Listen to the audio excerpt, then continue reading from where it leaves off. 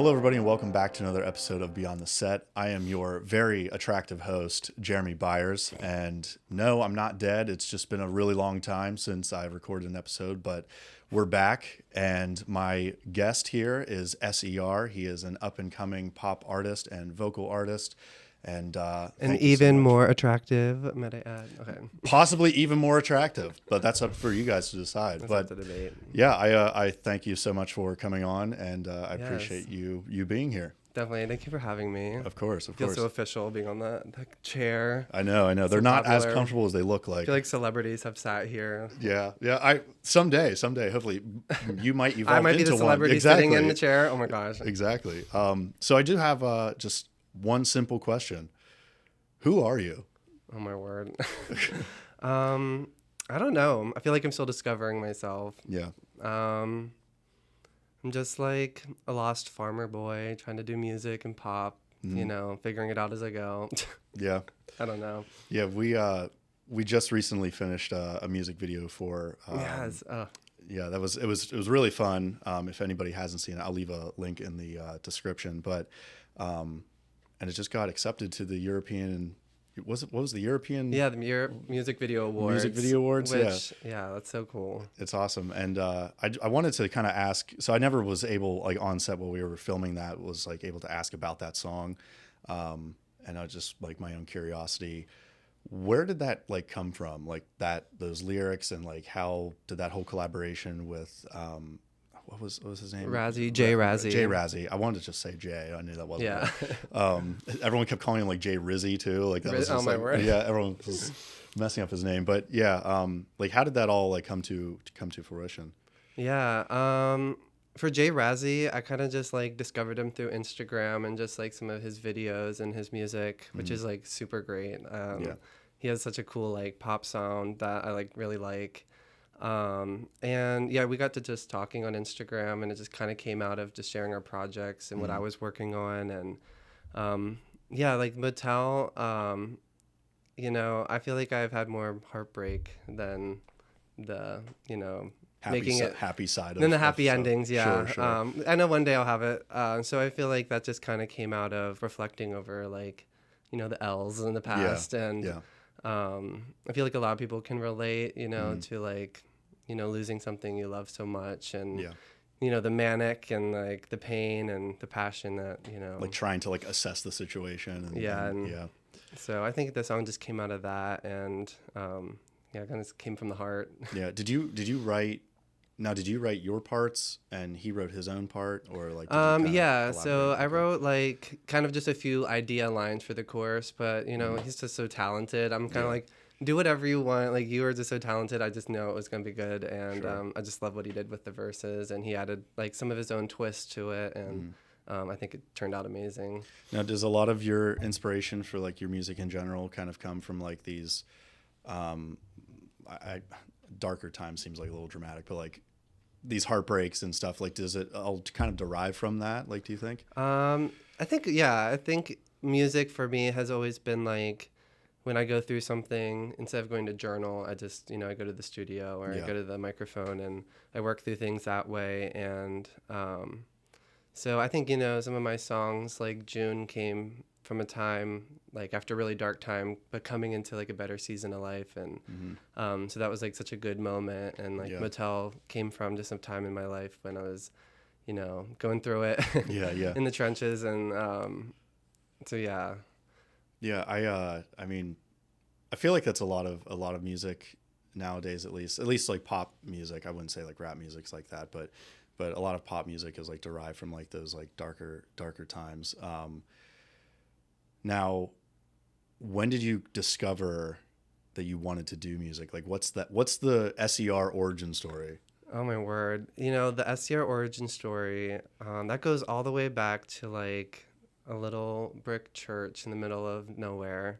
I grew up in the church, and family was really religious, and we were in the worship team a lot. And I think growing up and with being adopted, this music was always a way that I used to cope. And I know when I was little and in like elementary school, I have it in my hope chest still. I have like there's like a music journal and stuff, and I would like write lyrics to like the tune of other songs and stuff. And I wrote lyrics mostly, growing up, and loved doing choir in school and theater, and I don't know, I just always loved that. Always never knew how to like describe how I was feeling sometimes. I just felt like music was the way that I could like articulate how I feel that, and yeah.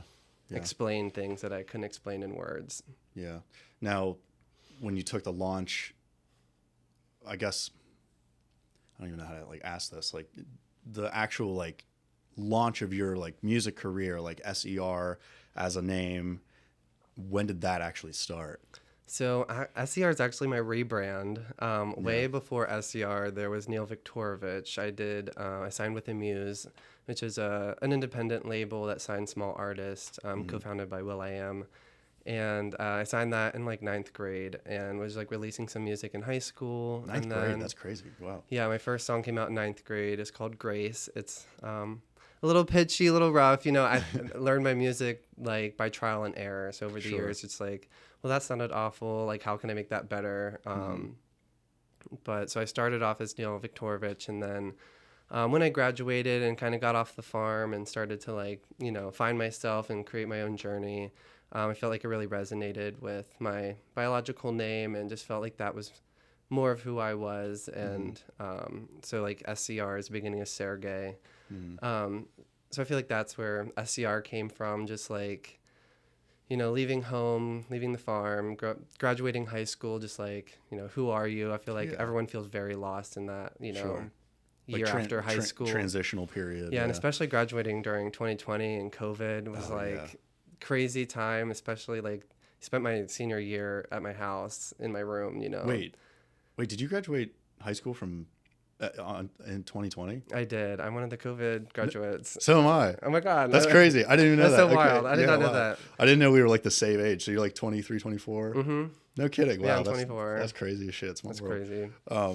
Yeah, that was a terrible, terrible time. Like, I mean, everything was getting like, everyone stuck at home and everybody had to just deal with. Yeah, I like missed my whole senior year. I did my CNA classes my senior year. So like I was going to do CNA classes the first half of the year. And I was like, I'm just going to ride out the rest of the year and just hang out. I had only a couple classes, but then I finished it in March, and that's kind of when everything closed down. I just like gave up. Like I just stopped like trying in school. I was like, well, this is stupid. Like at the time I had like horrible internet. So I was like, I'm not even going to bother doing all this. They gave us all just like a pass or fail. They did not give us percentages after that. Yeah. It was kind of nice, but like it also sucked because then like everyone was like confused and didn't know what to do. But yeah, now with the rebrand of to SER, like was the music different from like before to now? Yeah, I feel like when I was making music in high school, I was very worried about maybe what my family would think, just of like what I'm talking about.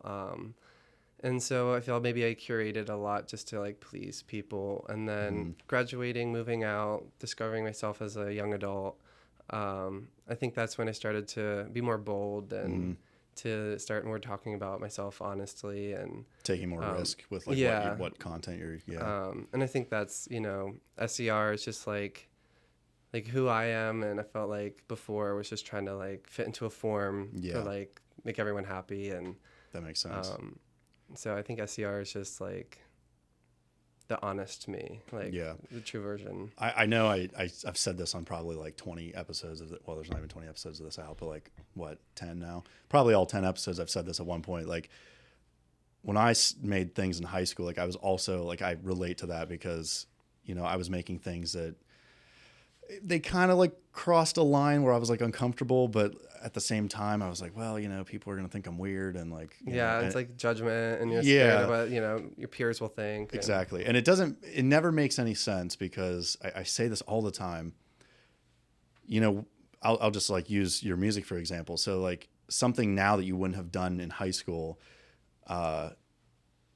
they might still think like it's weird and like really out there, but they're listening to the same exact things by like a way bigger artist. And like, but because they know you and because like you're more local, like all of a sudden it's like, whoa, you can't be doing this. Like anytime you try to break out of the form, people just like, I'm like trying to make something for myself, this is how it begins. Yeah. But I do know, I will say this, like, as you keep going and keep like pushing through that, like the weird like judgment stuff. It's like they're judging and they're like not at the same time. Like they want to, but they know it's like not nice. But Yeah.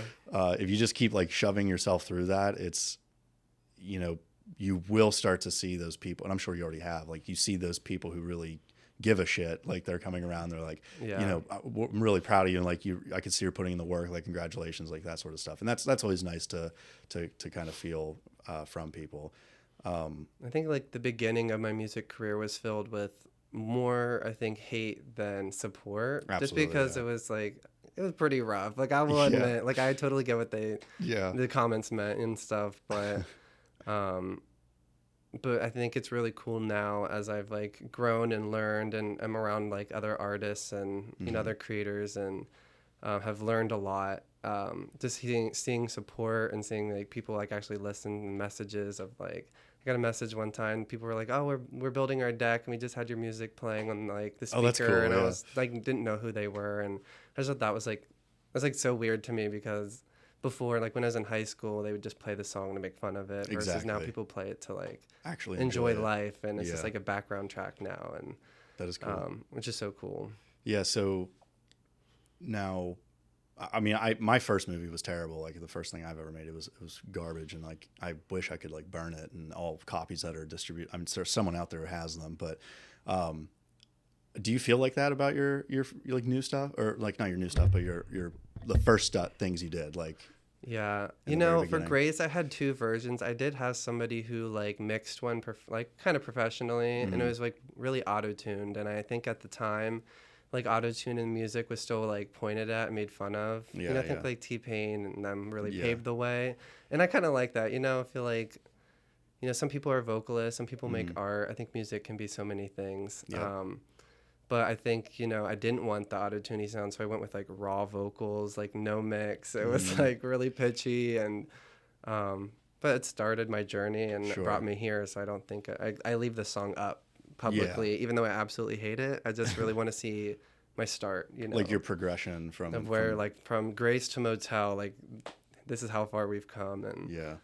Now your self-reflection on that, like how do you feel, I guess, mentally about that progression? Like, are you? you know, it happened over 7 years, which isn't, you know, someone asked me the other day, like when my first song came out, and I had to think, I was like, you know, like, I don't know when it was. And it's like, thinking like 7 years of working on art and like did a lot of alone until like last year when, Yeah. you know, we worked on like Motel and like being on Dining Divas. And that's like a really surreal moment, you know. Yeah, like being like you're starting to like kind of be more in like the limelight of things. Yeah, and just seeing people like support the art now, it's like I don't think some people would invest into me if they didn't see like a potential or to see Sure. something in it. Yeah. And I think that's been really cool, especially now, like being able to work in a studio. Like if you would have told like ninth grader me that like someday you'd be working on an album in a Yeah. studio, like I would have like, But like no way. it was like mind blowing to me, you know. And Sure. So you're actually not from around where we are right now, and you're actually up here because you were working in the studio today, yes, right? we're gonna be going tomorrow. Okay, tomorrow now. Okay, so I wanted to ask because I've been told that you have an upcoming EP or is an album. You know, it was an EP. It's kind of evolving into an album. Okay. So we're kind of up to like 8 songs now. So I Okay. think it's an album now. But Yeah. So how is that all going, and like how are you feeling with that? it's been good. It's just been really cool. This project kind of started as like a little EP mixtape, and then you know, showed it to like Michael and some friends that really saw, you know, the potential in the project. And now it's Sure. just, you know, and then throughout this year, just writing new songs that kind of been added to this project. And I'm really excited. I didn't think I'd be doing an album so soon. I was going to kind of wait a while, but Yeah. I think it's time. You know, I'd done one EP, and then I did an EP for my old like artist name. So I'm really excited. It's just cool to make like it's like my songs are my kids, so I feel like I'm making Yeah. a whole family right now, you know, like a whole Sure. project that goes together. And really excited to get like visuals and stuff with it, and Are there kind of any- show people the story of what's in my mind. Sure, sure. Yeah, sometimes, yeah, I would love to do that, but I don't know if some people want to see what I think of half the time, like some of the crazy things I think of. But You never know. I think there's people out there for everything. yeah, you there know? is. There's someone out there who will enjoy it. If they might be sick individuals, but I But mean, hey. yeah, if they enjoy it, they enjoy it. Are there any like? Are you able to say much about the album? Like, is there any change between like what you've been releasing to like what is expected on the album?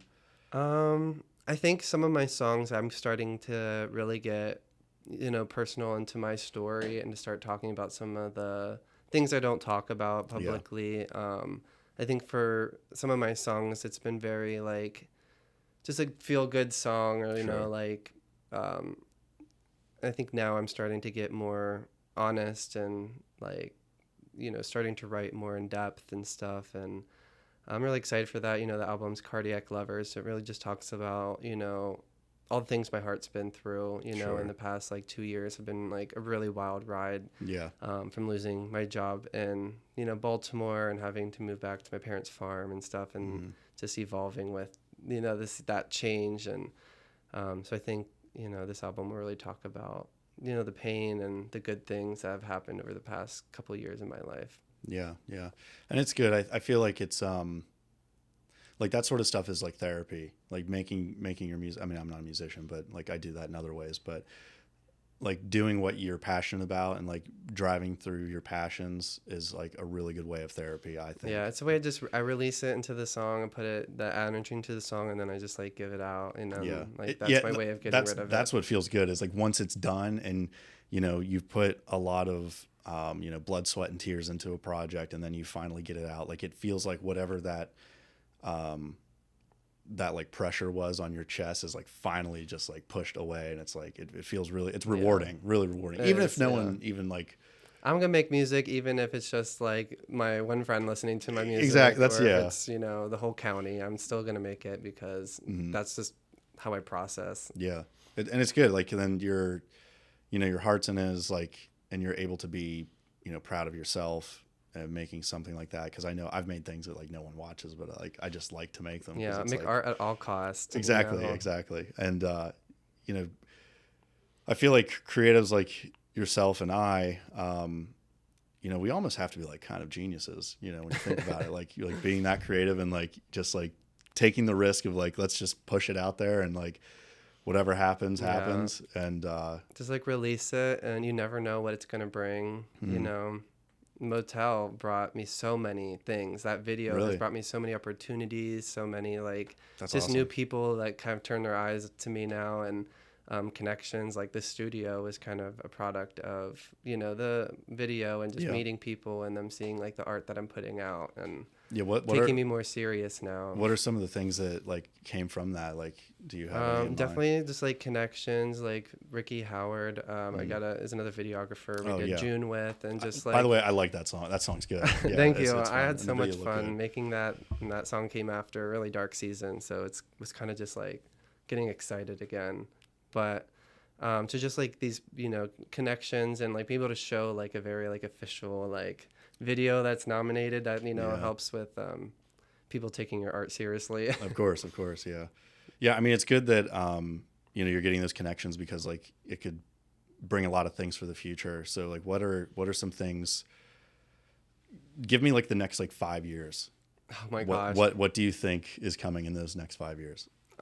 So like next year, I think we'll be doing the Super Bowl halftime. I think that'll be. No, I'm kidding. Yeah. I think. Oh wait, I saw you on that list. Yeah, that's crazy. Yeah, I'm like right after them. Yeah. No, I think is getting. The question that keeps on being raised to me now is like, oh, like when are you doing a show? When are you like performing? That's something I really haven't done before. I sang one song at one show before, like way back in like I think it was 11th grade, and so I haven't performed yet. So I think that should be something that comes up soon. Yeah. Are you nervous to do that? I am, but I did theater in high school, and not to toot my own horn, but I was a lead in like most of the years. Also, there was not many males in a private school that was like going to theater, so I kind of had first dibs on the male lead. So I'll preface with that. Yeah. But so I know I have performed and like sang and like in front of crowds. Just, I think singing your own art is, that's something from your soul It's versus scary, like yeah. playing a role of somebody else. Like, Mhm. so I think I'll be really nervous, but I was talking to some of the artists from the I&M studios, and they're like, it gets, it'll be nerve wracking, but they're like, it feels so good, and it's like really just brings your art to life. And I think I'm really excited because I think, when you listen to a song, you kind of make your opinion on it and your like how you envision the song and what it means to you. And I think it'll be cool to like share my music live and to like kind of show them like the story and the like what each song means and bring it to Yeah. life and like tell the story of each song. All of your music seems like very vibey, I guess might be the word that I'm looking Yeah. for. Like they do, even though like you said earlier, like they're coming from like a place of like, a lot of like hardships and stuff. Like they all sound like fun, like to like listen to, I know. Yeah. So I'd like hide it behind a good, bass drum 808. yeah.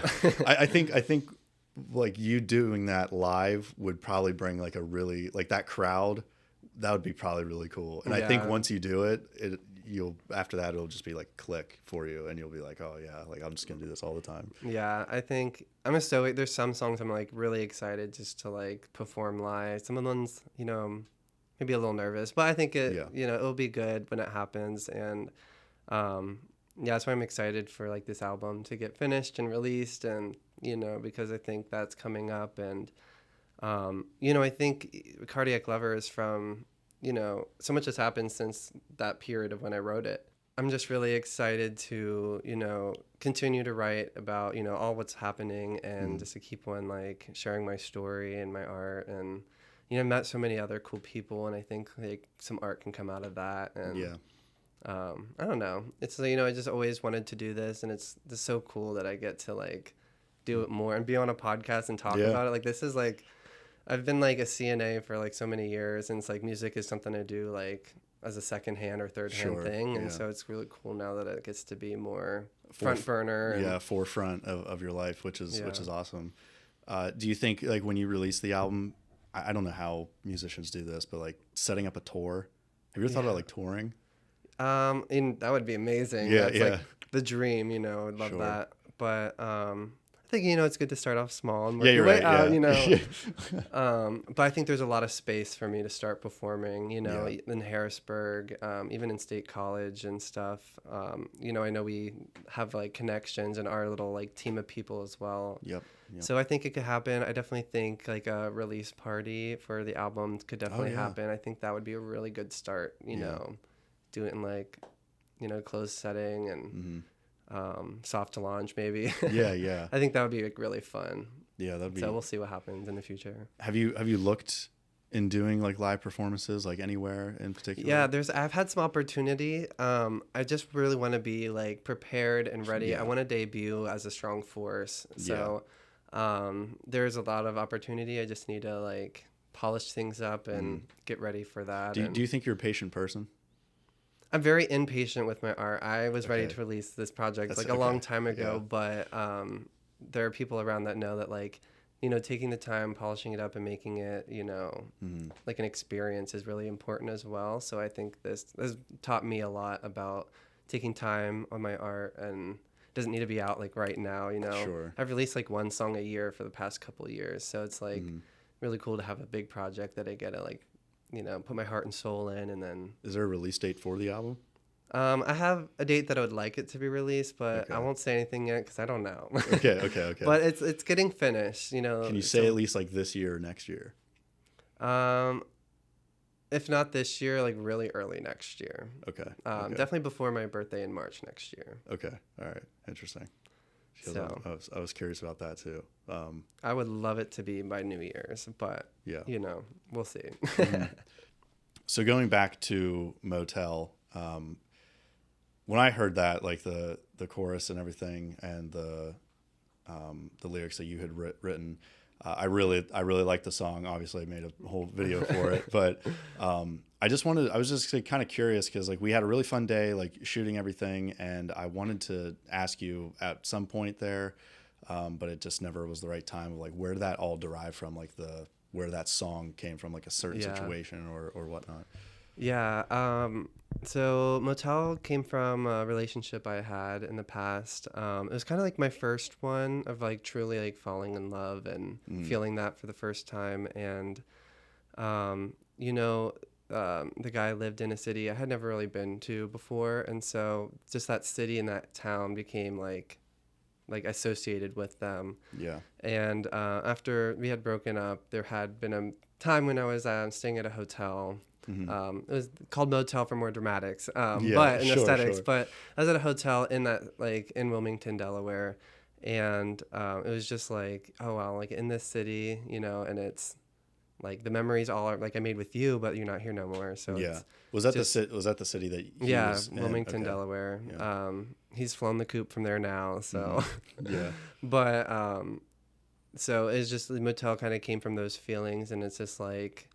You know, why I'm in a hotel, like, and you know, and we broke up on good terms. It was just like we were different people and going in different like places in our life. Sure. But a Motel kind of came from, you know, that feeling, and it was really like my first heartbreak, and you know, my first time falling in love and my first heartbreak. So, you know, and so yeah, I think that's kind of where it was born from. Yeah, that one's always that one, like when you have your first heartbreak, that's like the worst, like because like your heart's like new, so it's like it's never like felt you're feeling these feelings for the first time, and it's amazing. It's like a euphoric you know high. It's like, and then it's just like ripped apart. Yeah, you're like shit. You know, it has somebody that makes you feel so incredibly special, and then that just like ends, and then you're like picking up the pieces and finding your own fulfillment and like making yourself feel special again on your own is like such a journey. And I mean, it took me like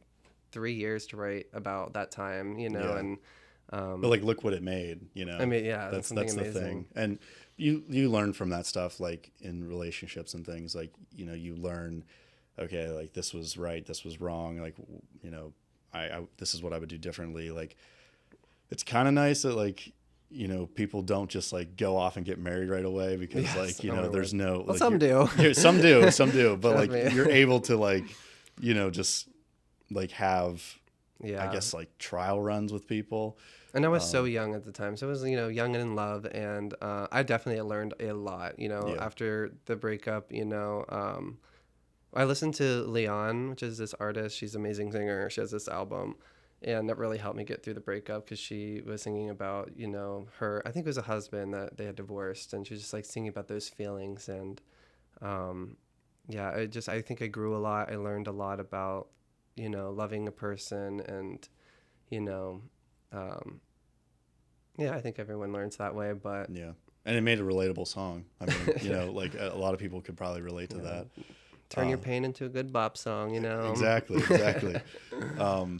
Yeah, you had mentioned earlier that you were adopted, and I wanted to ask about this because you were adopted from Russia, right? Yes, so St. Petersburg, Russia. Okay, so the Soviet Union. No. How old were you, and like how did this all happen? I was 15 months old when I was adopted. I'm wearing long sleeve, but I do have my adoption date tattooed on my arm. Oh, cool. So May 16th, 2002, I got my American citizenship and the American dream began. But yeah, I was a baby when I was adopted. My parents, a couple of years prior, were in Russia on a mission trip with a church and this group, and they had run into Phil Brinkenmeyer, which at the time was heading the adoption agency for Buckner International, which is my adoption agency. Okay. And they just happened to be in the same hotel as him, like, you know, and so they got to talk to him and learn about what, like, you know, Buckner was doing. And, you know, God placed it on their hearts that they wanted to adopt. And so my sister was adopted first from Ulyanovsk, which is like, if it's St. Petersburg and Moscow, Ulyanovsk is like somewhere, you know, over here. It's like the country of Russia, I guess. Sure. And then they were beginning an adoption from Romania, but I don't think anything came of it. And then I came along as their second kid. We were adopted and then, you know, raised on the Mennonite farm in Newville, Pennsylvania. That's crazy. So like from Russia to like being adopted into a Mennonite family, like that was Yeah, That's I a, was so that's, young, so like I I didn't like guess, know this change, but sure, yeah, it's definitely, you know, you're not the life I was expected to have. It's, sure. Because like, um, what do you think, Sergey, if he stayed in Russia, what do you think would happen like by now? it's gonna get morbid, but I really think I wouldn't be alive today. Really? Wow. So the suicide rate for adoption is like over 80% In Russia or just in in Russia. general? Yeah, Oh for the wow. adoptees, and a lot of the kids from the orphanage. Like my sister was from a progressive one. They had like you would stay in the orphanage at nighttime, but then during the day you would go to these group homes. You'd have two mothers and like kids ranging from like kindergarten age to 16. When you turn 16, you age out and you're Hmm. just like on the street. There are some programs kids can get into, but there's so much poverty. They don't really have any resources. And so a lot of the kids will, like, be homeless and, end up in drugs or gangs, Yeah. suicide. Jeez. Wow. And so the statistics of me surviving, after 16 or even making it to 16 were very low. And, like, the health things I've had growing up and, like, the, dental work I've had, like, you Hmm. know, like $40,000 done on my mouth over the Wow. couple years. And so it's like, um, Sergey would have been a very different person if he said, I Yeah. don't know if he would be alive or who he would be, but Yeah. I think my life, I'm very blessed and Of thankful course. that my mom and dad, chose me and Yeah. adopted me and gave me the amazing life I had. I got to grow up on a 500-acre farm, and run around. And I think that was really special. And Mm. I feel very blessed, and I get Sure. to be here and to make music. I don't think I would have been able to do any of this. Over there. Yeah. So your childhood, like growing up in a Mennonite family. I fun fact, I used to work for Mennonites. So Yeah. yeah, so I worked at a nursery, Okay. and it was completely ran by a Mennonite family. I really enjoyed being around them. I say them like they're like some like alien people, Yeah, but them over yeah, there. but they're really great people, and so I know a little bit about like Mennonites, but like how was it being like raised by a Mennonite family? Like Yeah, I what mean, is the it's not, dynamics? there's so many different like levels to Mennonite. If you have like the Mennonite premium, no, there's different sectors. We would say like there's black bumper Mennonites, which I don't know the official, maybe it's old order, but they, drink, they drive, they only drive black cars, Yeah. it has to be like plain cars. And then there are like some Mennonites that have horse and buggy. Like my family, we joined Lancaster Conference, which was not as much, I was pretty young when we like switched to that. And so when I was really little, my mom would wear a covering to church and Hmm. a lot of like the skirts. Most of my aunts and uncles on my dad's side are still pretty like conservative dressing. And Yeah. um, my family, though, we kind of branched off and stress a little bit less on, our dress and like, how we, present, and more on like, the fundamental beliefs and, Sure. um, and your how you act and you believe instead of your wardrobe. Yeah. But yeah, growing up, my mom did wear a covering, but my mom had short hair, so that was very like different than So like when it was covered, like you couldn't see any of her hair really. she know it was, we call it like they're like little doilies. And so like Okay.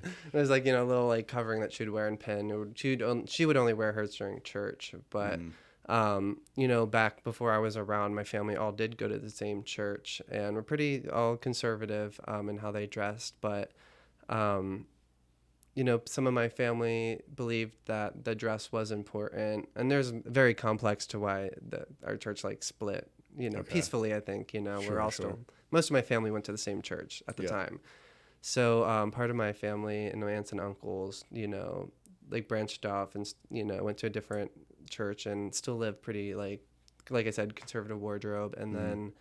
then my family doesn't, but they're still, So they're still conservative, I guess. so when you were doing so like when you entered like the whole like music phase of your life, like when you started pursuing music, you said you were in ninth grade, right? So Hmm.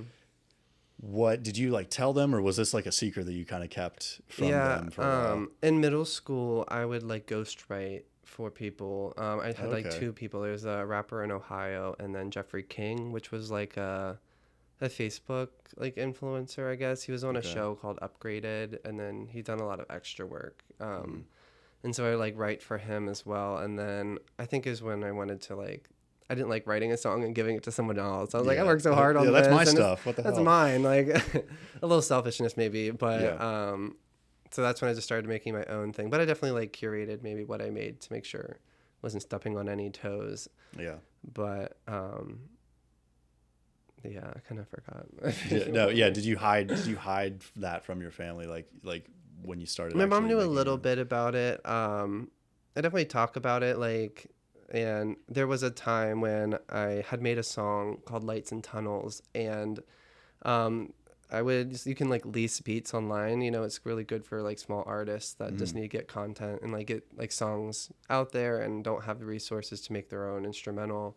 And so this producer had sold me one, but it was actually stolen from Cadmium and Ilium, Oh. who had this song that was like a free use one on YouTube. I had uploaded it, a song called Lights and Tunnels, and my label at the time copyrighted it on YouTube, which demonetized like 40,000 YouTube videos that had it as a free use beat in the background. Oh wow. Which kind of halted my career at the time. That was kind of like the death of Neil Viktorovich. I kind of Yeah. stopped at the best. My mom knew about it, that because I like was at school when it happened and like ran to the. My mom worked in the library at the times, and I like ran there. I was like, I think I'm gonna get sued by like this like big DJ because I stole their song, and it ended up getting resolved. I just had to take the song down before it released and sent the Sure. money back. But So was she supportive of the music and I don't think they really understood it. I think they still don't Yeah. understand. I mean, I think they understand it now. I think they maybe wish my music was a little more like Christian and clean, but I Sure. think I've had so many experiences. I think, you know, my Christian upbringing will come out in my music and Sure. you will see that side of me. I would not be opposed to doing a worship EP or something like that. Yeah. You know, something for my family and people back home that they can enjoy that, you know, music as well from me. But I think I'm very different than my family. And so maybe my art will kind of rub some elbows and bump Yeah. some shoulders. But My dad he turns 71 next month, and so he was like almost 50 when I was born, and he doesn't understand like any of this really. Not bashing my dad on the internet, but like he doesn't. And when I was a kid, I like probably I want to say like 13. I would make like these really shitty YouTube videos and like this all he knew is like I wanted to make YouTube videos. I needed a nice place to like make these videos.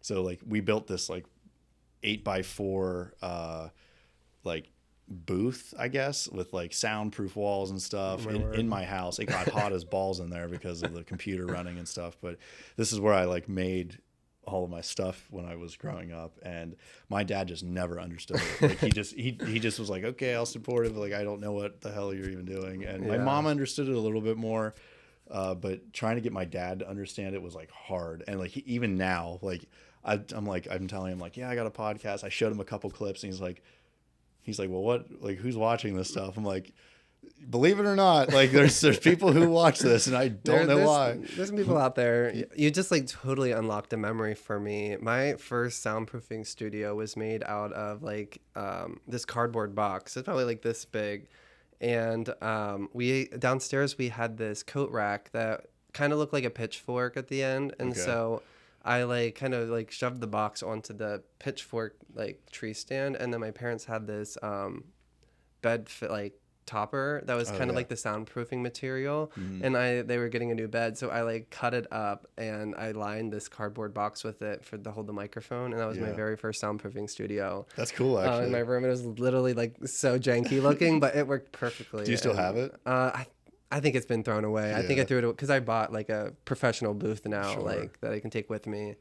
But yeah, you talking about your first booth made me think of that. I kind of Yeah. forgot about that. That was when, you had to hold the cardboard flaps back, this thing. Oh yeah, you had to move it out of your way. Yeah, yeah. I was never able to explain it. I just kind of gave up trying to explain the stuff to him because like as time goes on, I'm doing all sorts of different projects now, and like I sit there and try to explain it. And he's like, I don't understand. Like I make movies. yeah. He's like, I don't really get it. Like that's cool, but like it doesn't It's make a different time. Yeah. it's just he doesn't get it, because like he was telling me like stories about like, yeah, we had like typing classes, but it was like on a typewriter. Like, Yeah. that's literally like how long ago it was, like 60s ish.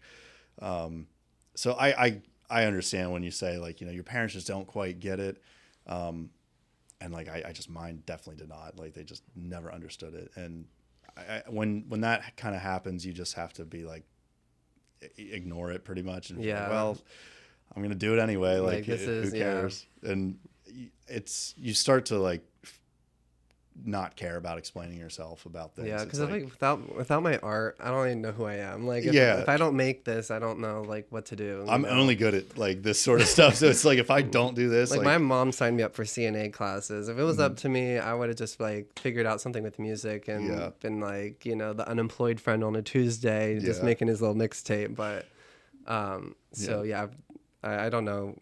People ask me what I want to do. Like, if I want to grow from being a CNA, and I'm like, I'm trying to just like work on the music and make that my full-time thing. That's what I want to do. That's the only thing I really wanted to do growing up. Of course. I always said I wanted to be a famous singer. I think now as an adult, I'm like seeing everything with Diddy and Justin Bieber crushing out, which maybe was a stunt for his album. I don't know. But I was like, maybe I don't want all that. I just want to travel and do music. I can be like a C-list, B-list artist. I'm totally fine with that. Yeah, I'd be content with that stuff too. Like, so I don't need the fame anymore. I just want to make music and share it with people. Yeah, I feel like when you're a kid, you always just want to be like, I want to be a famous whatever I am, and I don't even know what famous meant. I just wanted to be it. Yeah, I just like everyone when you're a kid, like you think famous immediately means like a lot of money, a lot of nice things, and like you're being very successful and everyone knows your name. But like now that I'm this age now, and I'm like, I don't know. I'm like you. I'm like, I'm good with C-list, B-list. That's fine by me. A-list, you just have too many people following you around, and I don't need that. Yeah,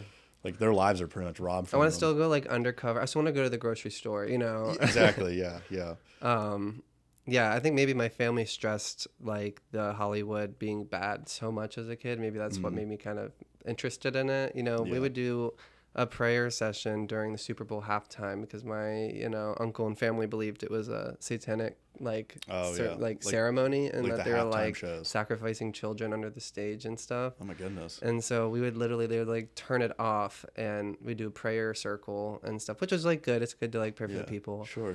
I would like hide in the bathroom and watch it on my like iPod. the halftime show, because I was just that is like if I could accomplish one thing in my music career, I'd just be involved in the halftime show in some element. I could be a sound guy backstage or background or guest star. I don't know, but that's like my biggest dream. It's the Super Bowl halftime show. I know, it's a big dream. That's crazy. But that's crazy. I've never heard. I'd rather die trying than not trying. So of course, I don't know. I just always like glorified those performances, and it's such a huge stage. And you have like 100 million people watching. And I think my parents and family are really into sports. It would just be so cool one day. I'm like, you have to watch me because I'm on the halftime show. Yeah. So that's something maybe my dad and music could like connect. I can do the halftime show while he watches the ball game. Yeah, you have like Michael Jackson was like iconic. That was an iconic halftime show. Like Prince, like those are all.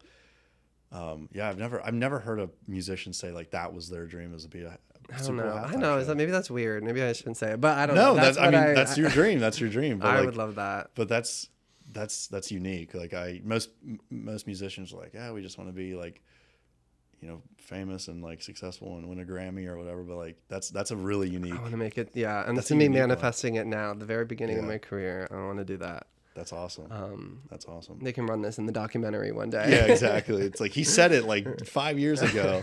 Putting into the universe right now. It'll happen. It'll happen. So, I mean, what's your next step after the album's release? Like, what's your plans and what are you looking to get into? I just want to learn more. Like, I want to learn about, audio production and like mixing and stuff now that there's some really like, talented people. I just want to like write more and experience life, Do you think you'll ever dive into another genre? I think so. Honestly, growing up on a farm, country is actually a big influence in my, life and journey, and which is kind of shocking to most people probably. But I don't know, Morgan Wallen is like amazing. I love Morgan Wallen. I've seen, I think Kane Brown. I saw him in concert once. He's amazing. We loved Florida Georgia Line growing up. That Yeah. was like our like secret music you listen when mom wasn't around. So I definitely could see maybe a country song or maybe an album. I don't know. That'd be cool. I just love how artists are cross-genre now. I would love to be known as like a cross-genre artist. I would love to do like an EDM album. I love Really? EDM Yeah. and like I love music like that. I could do it. I would love an acoustic. I would love a Christian album. Yeah. You know, like there are some like really like good hymns. I would just love to like Like do covers redo of? and do a Yeah. cover up. Maybe make it more like upbeat or just something like put a twist onto it. So I kind of want to do it all. I want to do a little bit. I could do a rap album maybe. Yeah, yeah. I've tried rap. I don't think it's my strong suit, but Sure. I think pop and rap music goes really well together. Like Oh, for sure. Yeah. I want to channel the 2010s again. That's what I want for my music. I have a whole playlist. It's just like nothing but like nostalgic pop music from like the 2010s, and I'm like, People love 2010s music. Oh, yeah. It's so There's good. a producer, King 80 Industries, and a lot of his like beats are like really like 2010s vibe, and I just love his music. A lot of my beats are like with him and stuff. Do you think any of those songs in your album are going to be kind of like 2010 vibes? I think there's a good 2010s vibe in my music. I think Okay. a lot of my songs have the vibe. I do see like sprinkles of it throughout. Yeah. Because growing up, we had an MP3 player when I was young, and it just have like Christian music, or like there was like this, it was like the WoW hits, but it was like a Christian version. It was like all the best Christian music that year. But I got this one MP3 player that had a recording feature, and so I would turn on like Mix 95.1 if you're from that area, the 717. I would like record these songs, really terrible quality, but I would listen to that music on the school bus ride to school, and like so I was like, that was like the 2010s, when that was happening. So that is the music that I first discovered, That's cool. secular music. I think like What Gives You Hell, I forget who sings that song. What gives you hell? Like when you see my face, hope it gives you hell. You know that song? Oh yeah, yeah. I forget who sings it right now, who but that was sings the that? very first song I recorded on this MP3 player, and I thought it was so badass because I had a song that said hell in it, and my Yeah. mom didn't know. Yeah, when I was a kid, I'd go behind like the couch and like swear, like Yeah. when like they weren't around. I'd be like, I'm so bad. I'm going behind the couch and I'm like saying like shit, damn, ass, like, and I'd come back around. They're like, what are you doing behind there? I'm I'm like, so I'm just cool playing now. toys. Yeah. Every kid knows that feeling. Literally. Oh, that All American Rejects. Okay. They're amazing. Yeah, that's a good song. I forgot all about that until you just mentioned it. Oh, that's such a good song. It's that like is a my good song. I count that as like my first maybe secular song I listened to as a kid.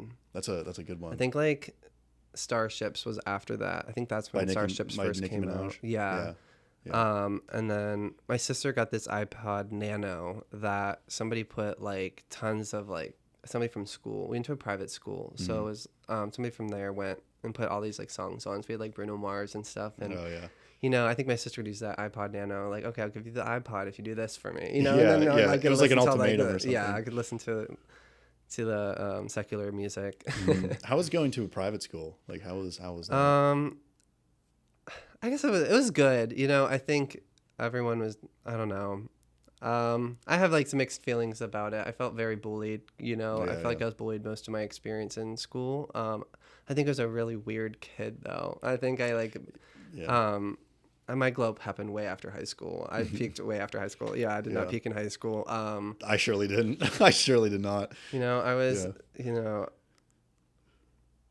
don't know. I was pretty, I think, in elementary school, I was bullied a lot. I think we went through like, 15 pairs of glasses as a kid because I kept on getting them broken. So they were like physically like bullying you. Yeah, it's like, I should name drop, but I'm not, But my high school bully is like totally a bum now, so I'm totally fine with it. Or my elementary bully, I guess. But I had some like a core group. We call ourselves the Chicken Squad, if that like lets you know how weird we were. Yeah. They were like my theater friends and stuff, and like I found them, in middle school and high school, and that was like my group, But I was kind of the person who was friends with a little bit of everyone. I wasn't like openly gay in high school, but I think a lot of people knew, and I was, tried to just be myself, and so I think I got a lot of ridicule for that, and everyone was super rich, and we were like, my parents went because we were farmers and my mom would work at the school for a discount. So okay. I felt very like maybe a little different, I felt like all my friends had this like these big houses and stuff, and we were like, we have to go do chores, Yeah. and we live so far away. I traveled like an hour and a half to school. Oh my gosh. Yeah, Every it's such day. a long bus ride. Jeez. It was actually my senior year. The school decided like we're not driving out that far anymore. So I had to start driving to school because the bus wouldn't pick me up anymore. Wow. I was gonna say, I'm even shocked they drove that far to begin with. Yeah, That's crazy. my whole family went to that school.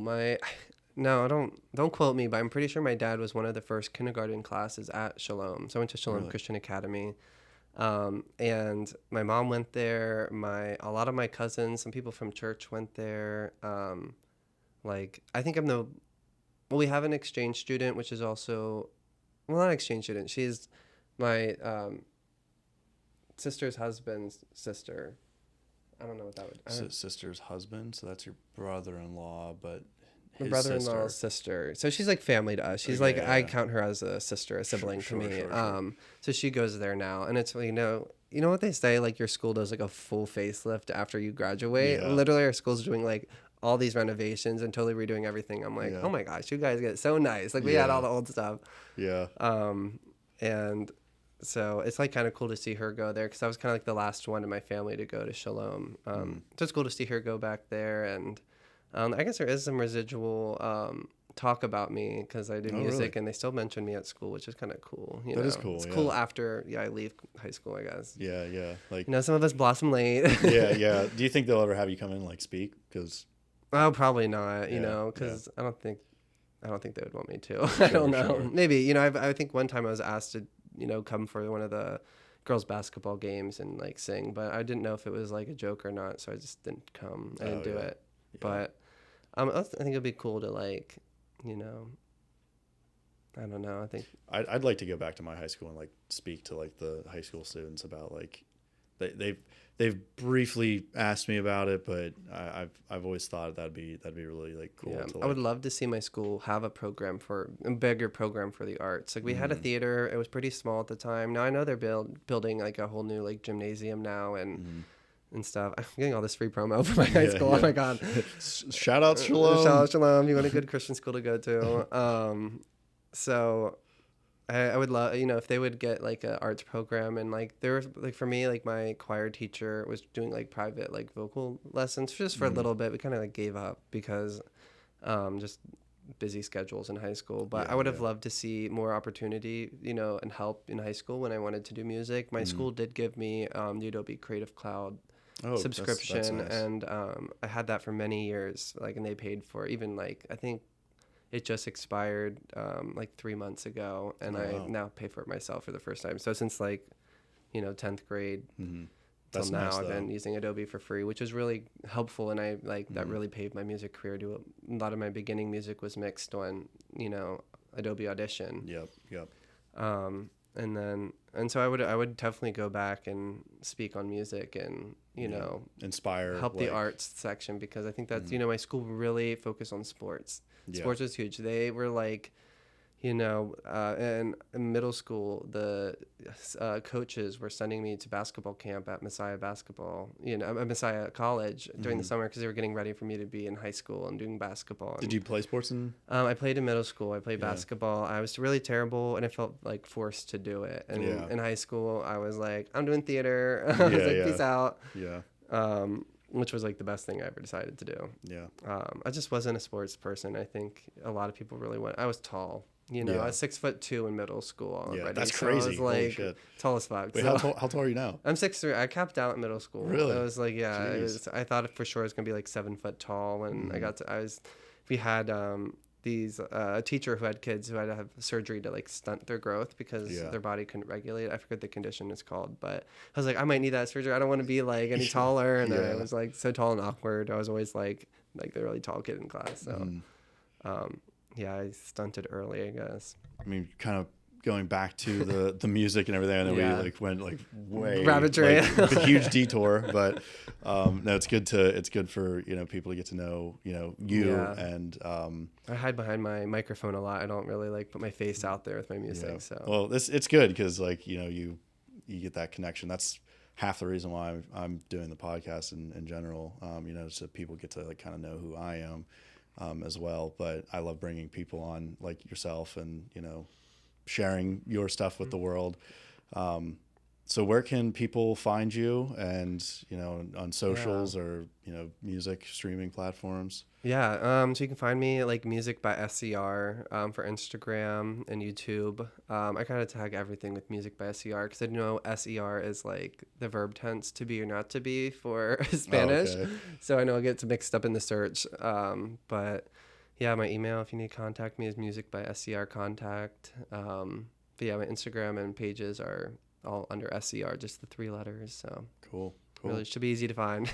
Yeah, awesome. I'll leave all that stuff down in the description as well so that people can find it. I never do that. I always just say like, oh, go look for it. But like, I think it's just easier if they just like, I'll send you a link. Yeah, I have like an all-purpose link tree link. I'll perfect. Give you, and That's they can fantastic. find everything they need. Yeah, click that below to find all his stuff. But thank you so much for coming on. Thank you so much for I having really me. Appreciate it. And thank you everyone for watching another episode of Beyond the Set. Do not forget to like, subscribe, and share. And I will see you in the next episode. Take care.